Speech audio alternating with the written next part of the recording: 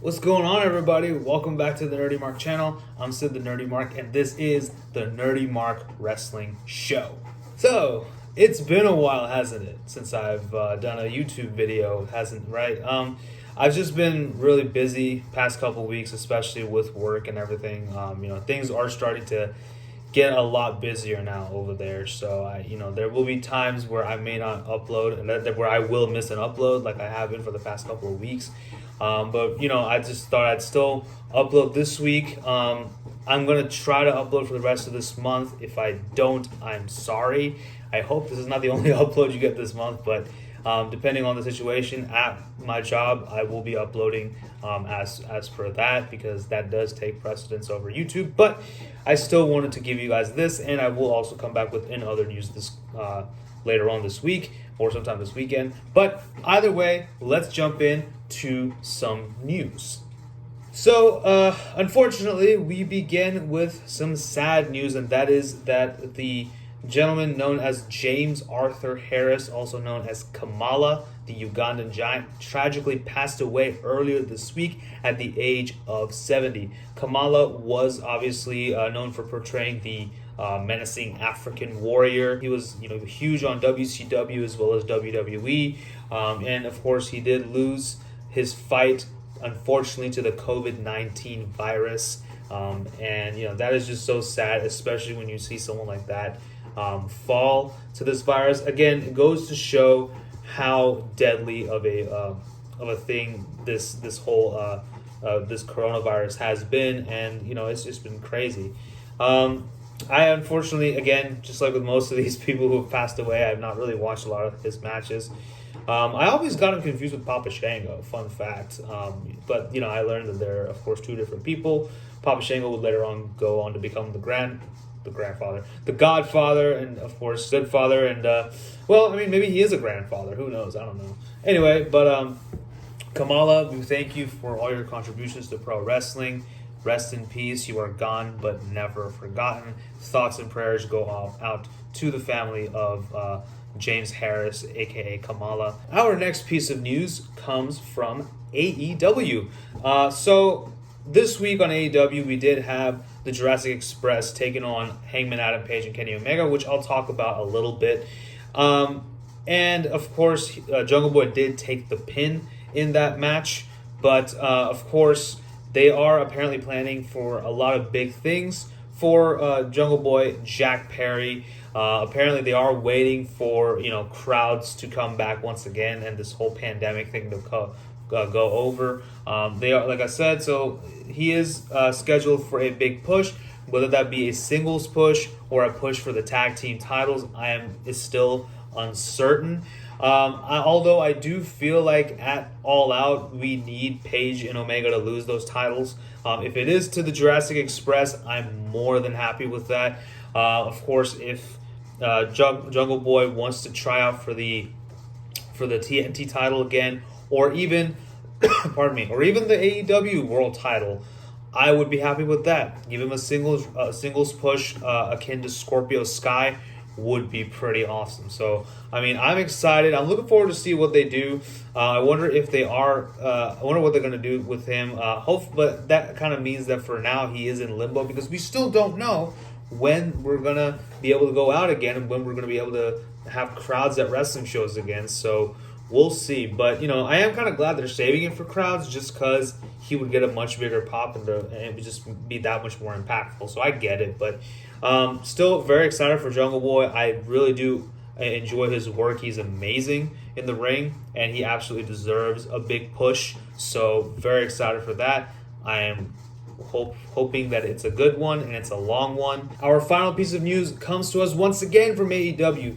AEW has released a statement that they have released 3 of their superstars. Those 3 would be Jimmy Havoc, B. Priestley, as well as Sadie Gibbs. All 3 of them, of course, from the UK. First of all 3 of them can't travel because of this whole pandemic. They accused him of mental, physical, and sexual abuse, and verbal abuse as well. So he's been involved in some crazy stuff. He was going for counseling, and then as did Sammy Guevara at the same time. But Luckily, Sammy returned, but Havoc wasn't as lucky, so that kind of sucks. And yeah, but I think Havoc is obviously going to be back in the UK and doing what he's got to do. But hey, hopefully wish him all the best, I guess. As far as Priestley's concerned, she was also, I believe, name dropped during the Speaking Out movement, as she and her boyfriend Will Ospreay did defend a friend of Ospreay's who was, who was a sex offender.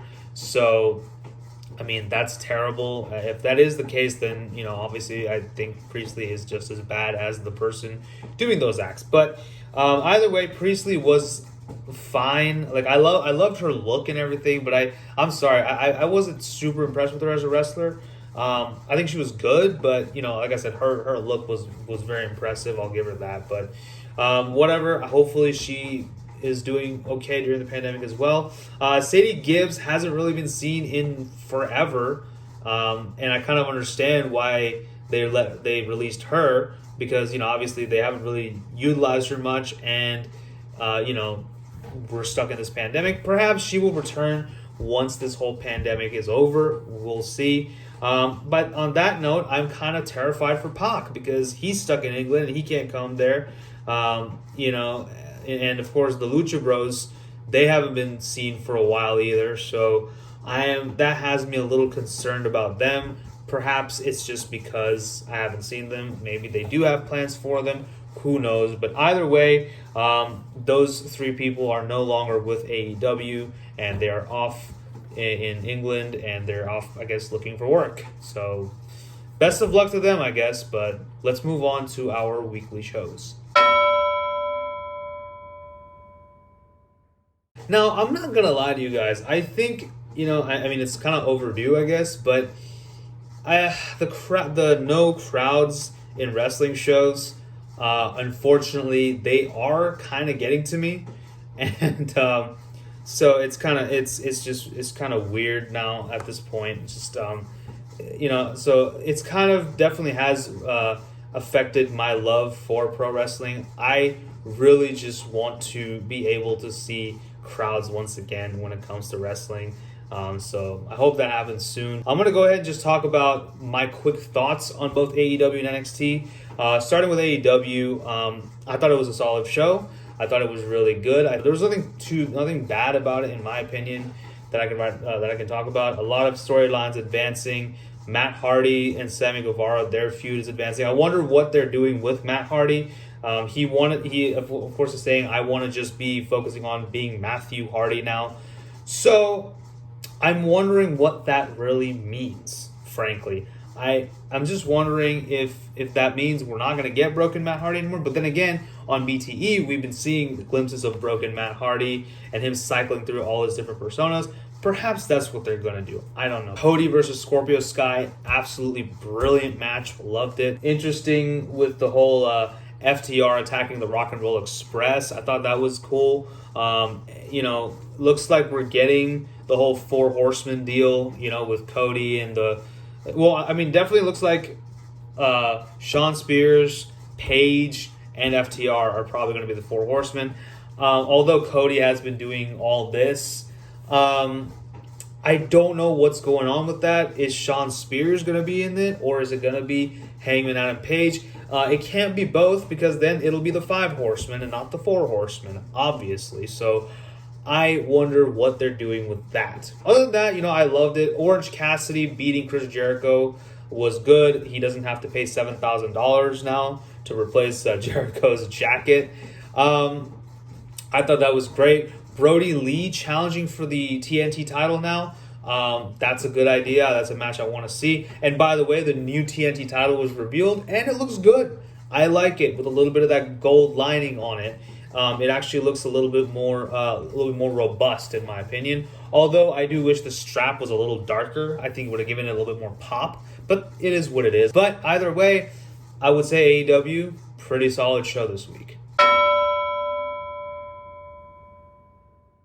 Moving on to NXT, I'll be honest, this is my first episode of NXT that I've been watching in 2 weeks, and you know what?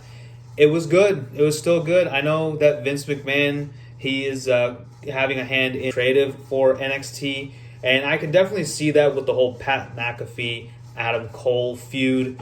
I'm still on the fence about that, as I'm sure many of you are.